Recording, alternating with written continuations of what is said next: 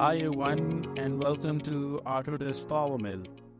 So we have already started the module number 3, which is all about the 3D toolpaths and machining strategies. And what we have covered right now is the model area clearance and model rest area clearance.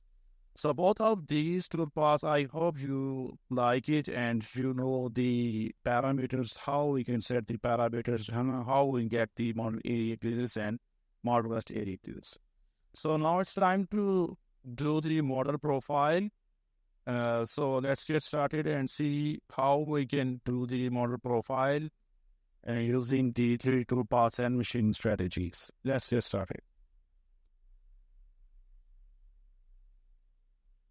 So as you see on my screen, we have already do the previous one, which is the model area clearance and model rest area clearance. Now it's time to perform the model profile. So let's do the model profile. So what you have here is the toolpath. Just go to toolpath and on the 3D area clearance, you have the model profile.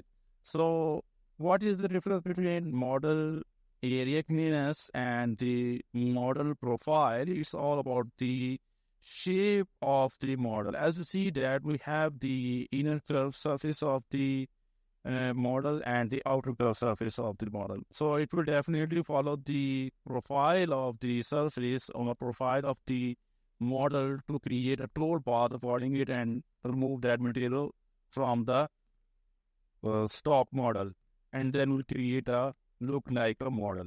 So therefore, the difference between model area clearance is that in the model area clearance, it will definitely follow the profile, but it takes out the offset of that profile and create the toolpath to remove that material on the stock model. But in the model profile, it will just follow the profile surface. Either should be the outer surface, like this one is the outer surface of the model, or the inner curve of the model to perform its machining strategies. So let's get through the model profile and we'll compare it with the model area clearance. Let's get started. So just click on the model profile, click OK, and name it model profile.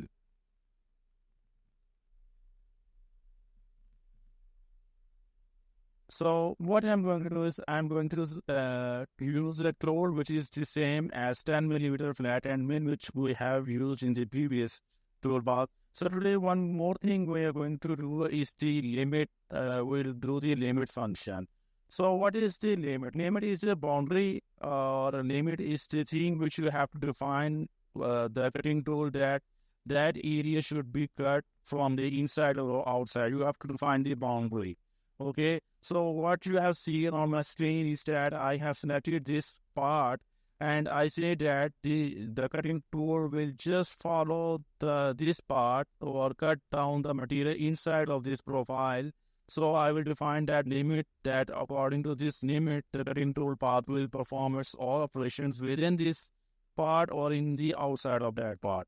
So this is what we call the limit or the boundary function. So we have different boundary options over here. We have the boundary function using the block option. You can either create a rest boundary. You can also use the select surface, just what you see over here. I just selected the surface.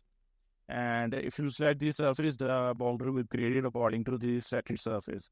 Or you can also, we have a lot of options over here that you can select the shallow boundary, sail out boundary, Boolean boundaries, stock model rest boundaries, contact points, convergent boundaries, and Boolean operation boundaries, or the user-defined boundaries.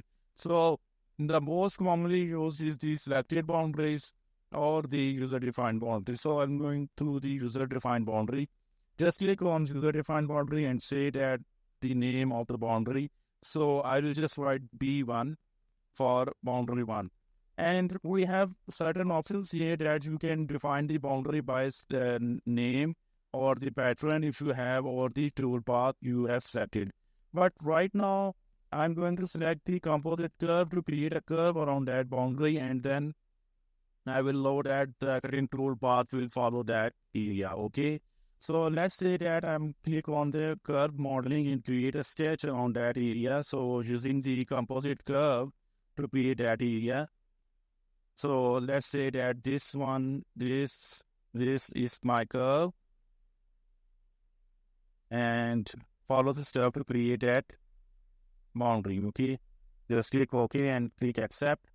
Let's say that I'm going to offset this using this, and say that offset of 10 millimeters upward direction.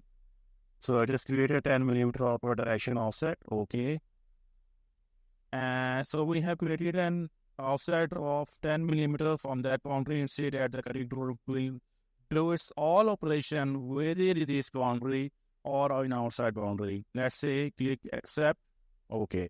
So we have the functions that you have to define the limit. The cutting tool path will follow that area at the center of the boundary, or the trimming should be keep inside or outside. So I say that keep inside. This means that the cutting tool will be keep inside of that boundary and cut down that material.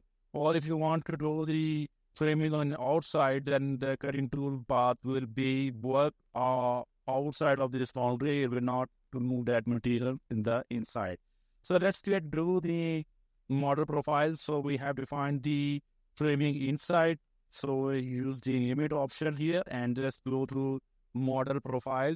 So we have the profile over here, and we said that the cutting tool direction should be climb, meaning thickness should be 0.05, and the step down is 0.05 millimeter. And all that things will be remain same. Just go to the feeder speeds and set the speeds. So we have already set the speeds in the previous videos which we have discussed. Just click on the calculate to put the model profile tool path.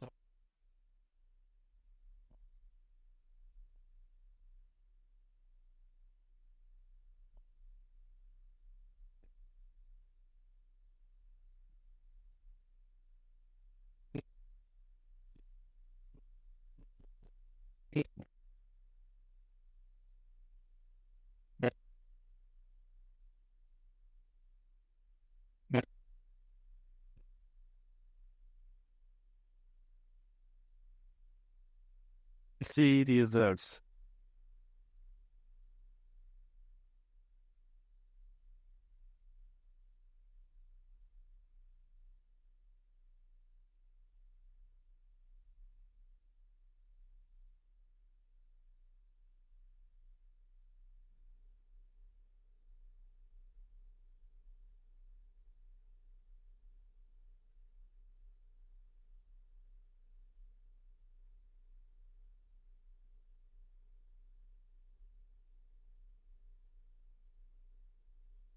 So preparing the block operation is almost completed.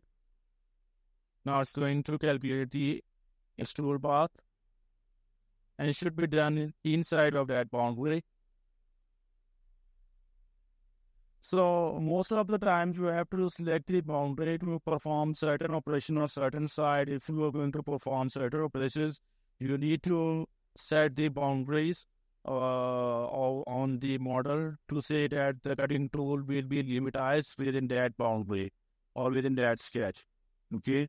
So this will help you to perform the machining operation on certain area, not on the whole model. So we have certain boundary conditions that you can use by select the surface and create a boundary, or create a sketch to create a boundary. So we have multiple options for the boundary. So what you see over here is the tool path is being created, and you see that the tool path is created inside of that boundary and cut down the material.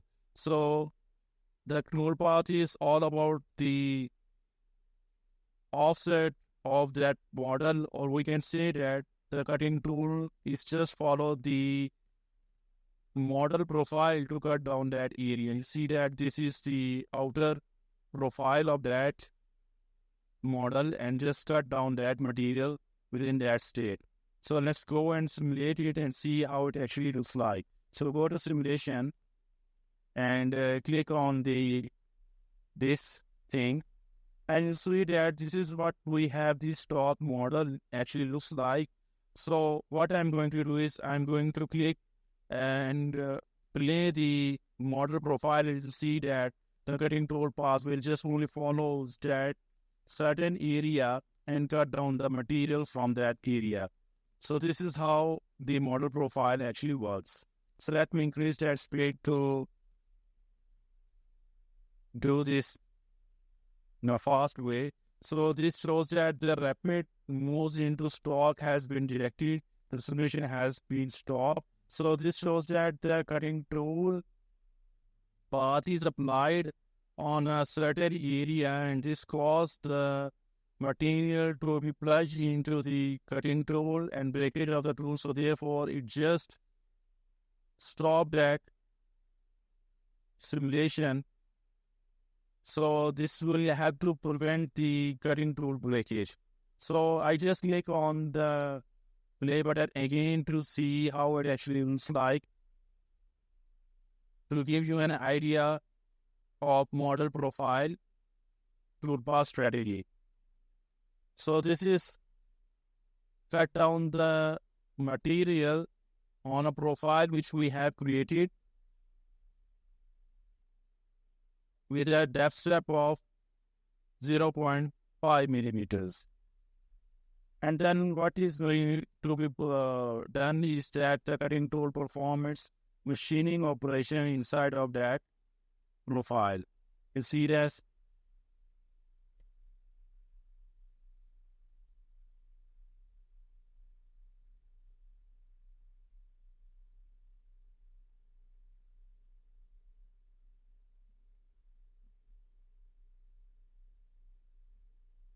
So you see this, how the model is being generated using the model profile strategy.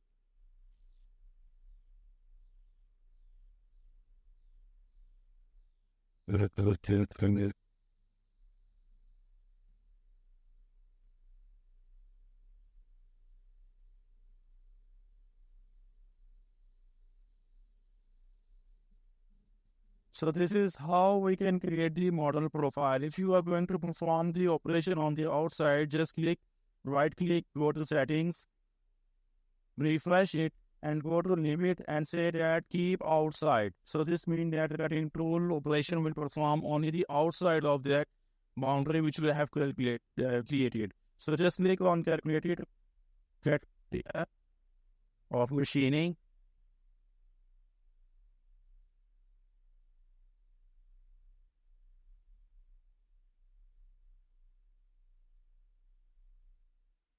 And it will just follow the profile of that model.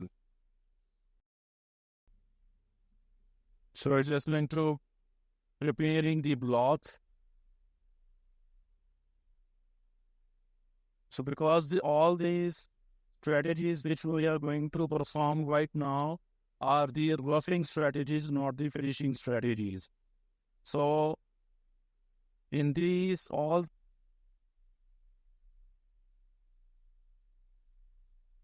that this is a stop. So now it's going to calculate the area clearance tool path. So it's calculated, just click on close and save.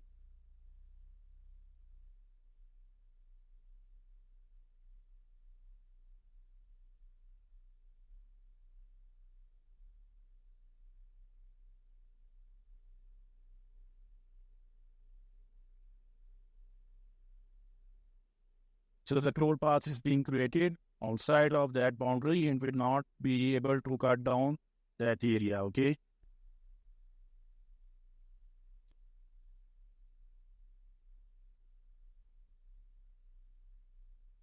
Let's go and increase the speed.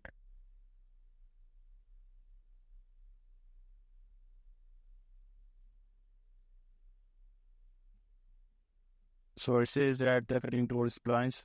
So just click play again to do this.